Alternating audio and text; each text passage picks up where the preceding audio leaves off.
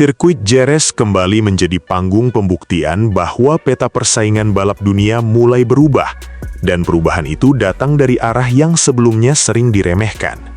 Dua nama dari Yogyakarta kini mengguncang fondasi dominasi Eropa, bukan dengan keberuntungan, tapi dengan kombinasi keberanian, kecerdasan, dan eksekusi yang hampir tanpa celah.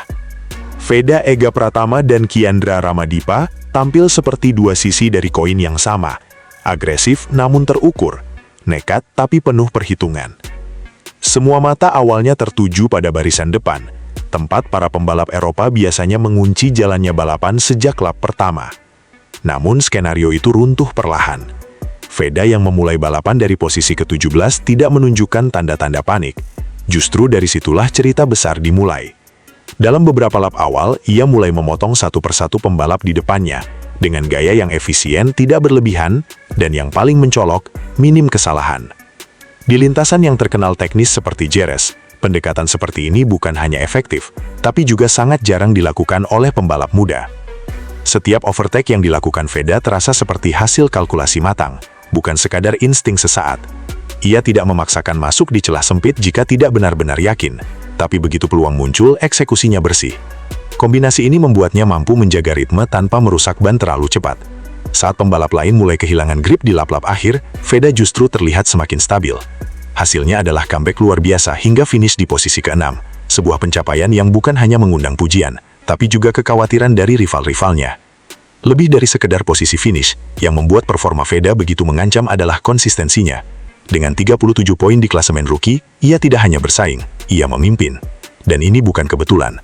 Ini adalah hasil dari pola balap yang disiplin, kemampuan membaca situasi, serta mentalitas yang tidak mudah goyah meski berada di tengah tekanan besar. Di sisi lain, cerita Kiandra bahkan terasa lebih dramatis. Jika Veda adalah simbol konsistensi dan kontrol, maka Kiandra adalah definisi dari keberanian yang dikombinasikan dengan kecerdasan tingkat tinggi. Start dari posisi ke-17, ia menghadapi tantangan yang sama beratnya. Namun yang membedakan adalah cara ia menutup balapan. Semua terjadi di tikungan terakhir, kurva Jorge Lorenzo, salah satu titik paling krusial di Jerez. Saat rombongan depan memasuki tikungan, mayoritas pembalap memilih jalur dalam. Secara teori, itu adalah pilihan paling aman untuk mempertahankan posisi. Tapi disitulah Kiandra melihat celah yang tidak dilihat orang lain. Alih-alih mengikuti arus, ia justru mengambil jalur luar. Keputusan ini berisiko tinggi, karena jika salah perhitungan, ia bisa kehilangan momentum sepenuhnya. Namun Kiandra tidak hanya sekedar mengambil jalur luar, ia mengeksekusi teknik late cutback dengan presisi luar biasa. Ia menahan kecepatan sedikit lebih lama, lalu memutar motor lebih tajam setelah apex, menciptakan sudut keluar yang jauh lebih optimal. Hasilnya langsung terasa. Saat pembalap lain masih berusaha mengembalikan traksi, Kiandra sudah membuka throttle penuh. Akselerasinya keluar tikungan menjadi jauh lebih bersih dan cepat. Dalam hitungan meter menuju garis finish, ia melesat melewati lawan-lawannya dan mengunci kemenangan yang terasa mustahil beberapa detik sebelumnya. Kemenangan ini bukan hanya soal siapa yang tercepat, tapi siapa yang paling pintar dalam membaca situasi. Dan di momen itu, Kiandra membuktikan bahwa IQ balap bisa menjadi pembeda utama. Tidak heran jika ia mulai dijuluki sebagai Indonesia's New Star, karena yang ditunjukkannya bukan sekedar bakat, tapi kedewasaan berpikir di atas motor yang jarang dimiliki pembalap seusianya. Dampak dari performa dua pembalap ini langsung terasa di paddock. Tim-tim besar yang selama ini terbiasa mendominasi mulai menunjukkan reaksi yang tidak biasa. Aki Ajo, sosok yang dikenal perfeksionis dan jarang menunjukkan emosi secara terbuka, dikabarkan tidak puas dengan performa pembalapnya sendiri. Fakta bahwa pembalap inan dukungan penuh pabrikan bisa dikalahkan oleh talenta dari Indonesia menjadi pukulan telak. Situasi ini bukan hanya soal hasil satu balapan, tapi tentang ancaman jangka panjang. Jika tren ini berlanjut, maka dominasi yang selama ini dianggap mutlak bisa mulai retak. Dan yang lebih mengkhawatirkan bagi tim-tim Eropa adalah gaya balap pembalap Indonesia yang sangat efisien. Mereka tidak mengandalkan agresivitas berlebihan yang menguras ban, tapi justru memaksimalkan setiap lap dengan presisi tinggi. Di sisi lain, peluang justru mulai terbuka. Nadia Padovani disebut mulai melirik potensi besar dari Indonesia.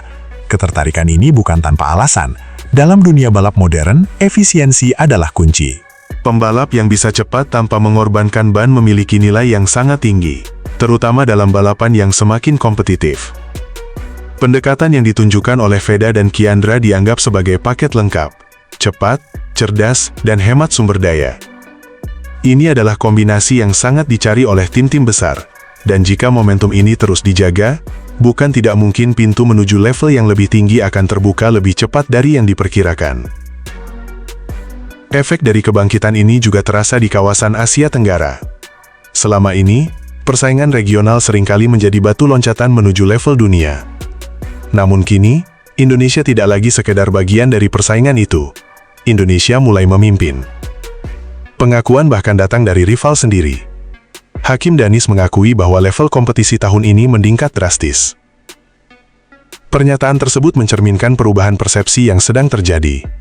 Indonesia tidak lagi dipandang sebagai underdog, melainkan sebagai ancaman nyata.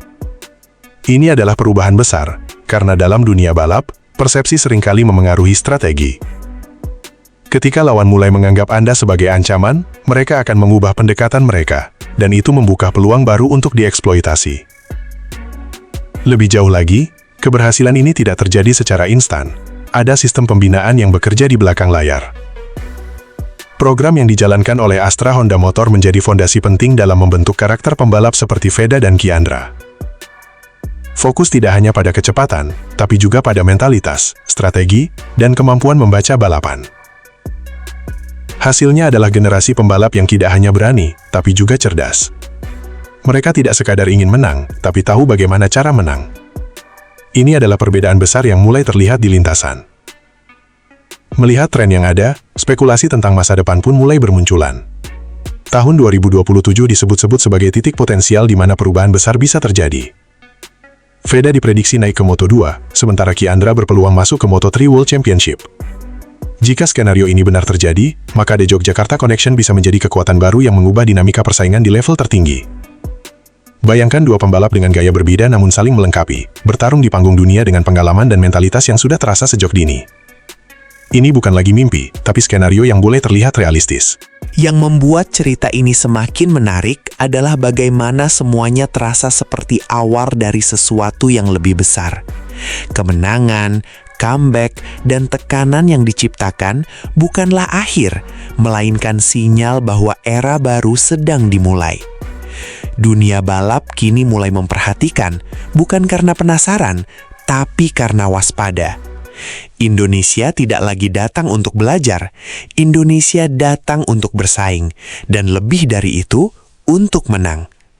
Dan jika tren ini terus berlanjut, bukan tidak mungkin lagu Indonesia Raya akan semakin sering terdengar di podium-podium Eropa. Bukan sebagai kejutan sesaat, tapi sebagai rutinitas baru yang harus diterima oleh dunia balap internasional.